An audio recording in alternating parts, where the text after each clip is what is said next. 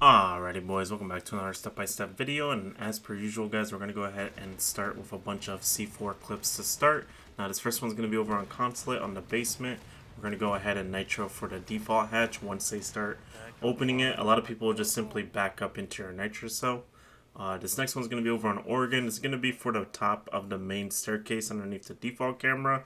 A lot of the times if you open up the top of Trophy Wall, you'll get audio of people being underneath that camera. And then the next one is going to be over on Oregon basement. It's going to be for when the enemy team goes underneath the freezer camera. Now in this clip, it doesn't show that I killed her yet, but I basically injured one person inside a freezer, and then I'm actually going to be looping around here to double cross with my teammate for the last guy that's going to be in laundry here. He's going to go ahead and swing wide. I'm going to go ahead and get myself an easy kill, and then as you can see, we got ourselves a nitro on the freezer guy. And then this next one's going to be also on Chile. This is going to preview when the enemy team is on big window and they like to sit there. We're going to go ahead and nitro it to get ourselves a very easy kill.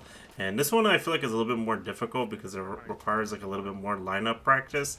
But this one is going to be when the enemy team opens up the dorms window on Outback. You toss it over the bunk beds to get yourself a free kill outside the window. This one's going to be on Fortress. This one's actually pretty easy to do. It's just that it's a lot harder to actually get somebody with it because a lot of the times you're going to require somebody to either be inside the tower as well, or you're going to want somebody to basically be walking in like the moment they break the barricade outside to be able to land that nitro cell. So it's kind of hard to do. This next one's on Coastline. This one's going to be for when the enemy team is upside down rappel on the service entrance basically. So you're going to go ahead and toss your nitro cell out while you're proning, and you want to move forward while you're throwing it to get yourself more easy kills. But anyway, to get into our first clip here, we're going to be over on Oregon. We're going to be playing the meeting bomb site. Now typically when I play this bomb site, I like to hang around security or freezer hallway basically, like Whitehall basically. And the reason why I do this is because when you have someone that's like actively playing for like Z hallway, it actually gives your team like a lot of space, if that makes sense, because what ends up happening is that you have basically somebody who can like react that's like outside or inside the bomb site that can basically, you know what I mean, like you have a lot of options on what you can do because you have control of a lot of space. So like what I can do is like if someone was playing upstairs and they were getting pressed very hard, I could walk up white stairs.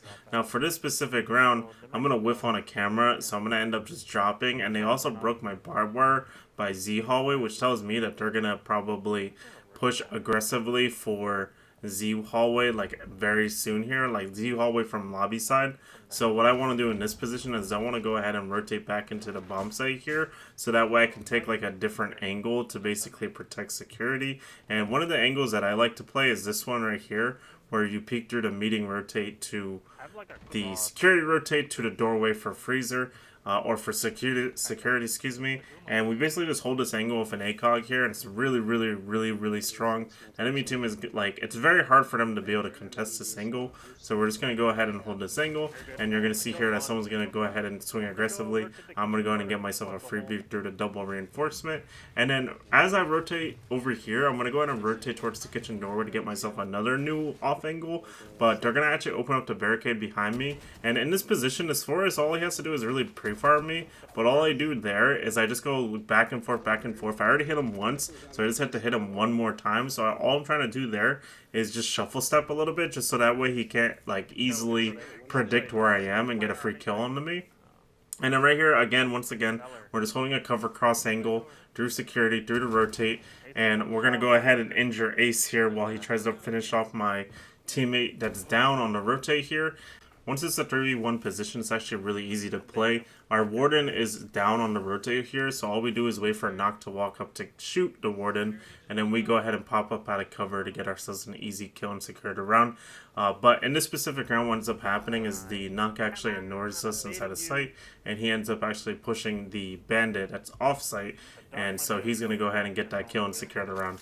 Next up, we're going to be over on Oregon on the basement here. We're going to be playing Cage Shotgun. This is a nice little cage spot that you guys can use to go ahead and bandit the cage or the hatch inside of meeting here. And then we're going to use our next one in the freezer hatch here. And then what I like to do for this bomb site is I'll typically play for either in here for electric box room, or we go ahead and play for pillar. And then the idea that we're going for here is that we basically want to be flexible, basically.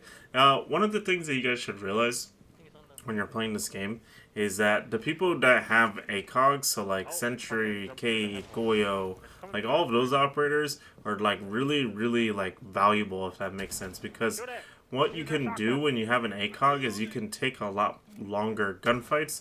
So what I'd highly recommend to do is that when you're playing those ACOG operators is to play somewhere that has a lot of space, if that makes sense. You're going to see right here my Legion is going to go ahead and get a free kill on the back stairs here. But basically the idea that I'm trying to get at is that you want to play somewhere that has a lot of value for your ACOG, basically. So when I play this hallway for this basement bomb site, basically that enables me to be able to swing for bunker, I can swing for back stairs, I can swing for freezer, I can swing for laundry, you know what I mean? I can basically be everywhere with the shotgun, with the ACOG, you see what I'm saying?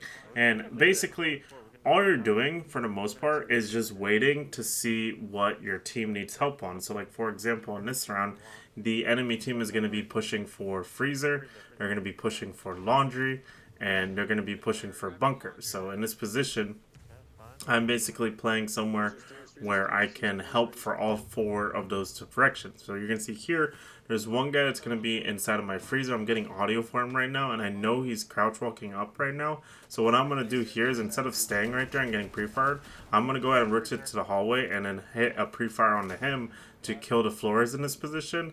And then they actually flashbanged from the bunker or meeting hatch or something of that nature. So we're going to go ahead and rotate up to the pillar here. Nobody's actively challenging though, and then my teammate's going to call out that there's one guy that's going to be on laundry here. So what we're going to end up doing here is instead of double stacking with our teammate here, we're going to go ahead and rotate over towards the laundry rotate. We're going to go into the closet, and then we're going to take an aggressive gunfight with this ace here to look for the free kill into him, because all he's doing is just pre-firing and trying to get like lucky on some kind of kill. So we're going to go ahead and get ourselves an easy kill into him.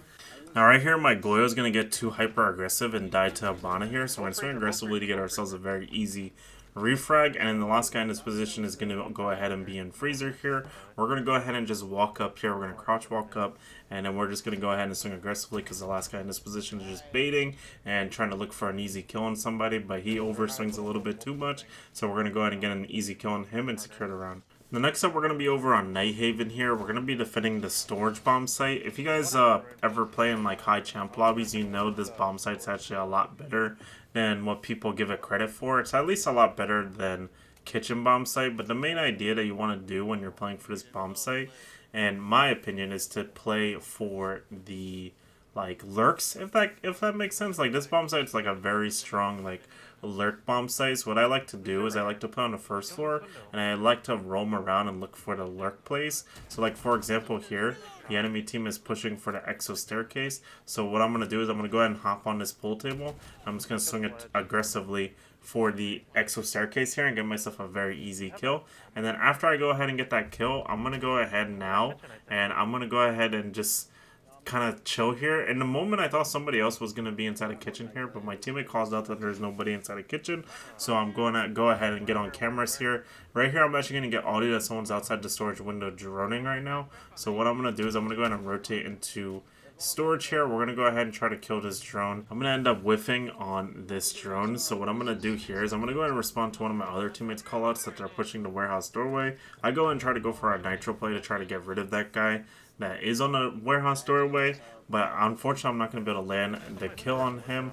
So what ends up happening here is this guy on storage window is going to go ahead and just keep getting on and off his drone. I'm going to go ahead and finally kill the drone right here, and then we're going to take a nice little off angle position here for the window. He's going to try to swing aggressively and try to pre-farm me, but I'm going to get a free kill onto him.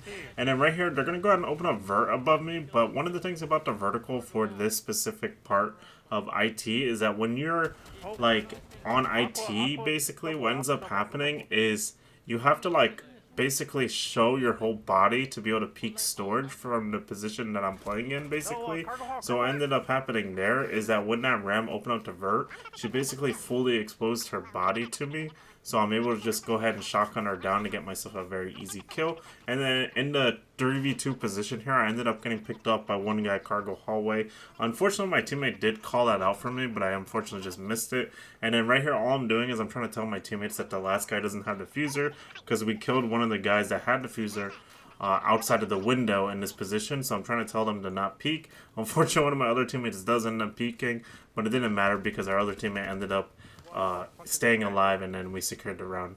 Next up, we're going to be on Fortress here. We're going to go ahead and kill a Cade that was trying to spawn peek the laundry doorway. I like to swing around this building like that, where I rappel up and then I swing around the building and then check that spawn peak, because it's actually really common to have someone try to run out of the laundry doorways, but that's one of the ways that you can go ahead and counter it.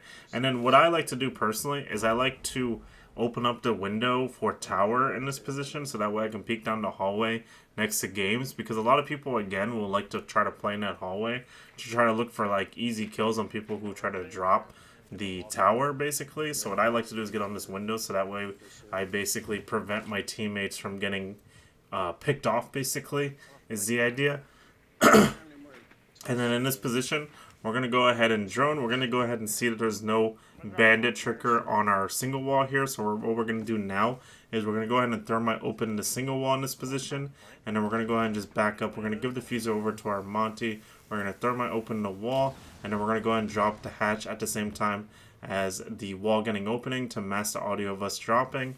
And then there's going to be a guy at the bottom of this staircase here. So all we're doing now is we're just waiting to see if this guy gets impatient and tries to walk back up again to try to get more kills, because you know how Siege players are, they're very greedy. So this guy tries to go ahead and walk up anyway. We're going to go ahead and get ourselves an easy kill onto him. Now the idea here was to plant on this wall that we opened with Monty and do like a backwards plant, basically. However, what ended up happening is my Monty ended up getting injured, and then my other teammate ended up dying on some ego challenge, basically. So I basically refragged my teammate that was ego challenging, and then I'm going to go ahead and kill another guy for the laundry staircase. Then I'm going to go ahead and pounce on the opportunity to be in a 1v1 gunfight with the last guy in this position, and we're going to swing aggressively to get ourselves an easy kill to secure the round. Hope you guys enjoyed. Make sure to like and subscribe, and I'll see you guys in the next one. Peace!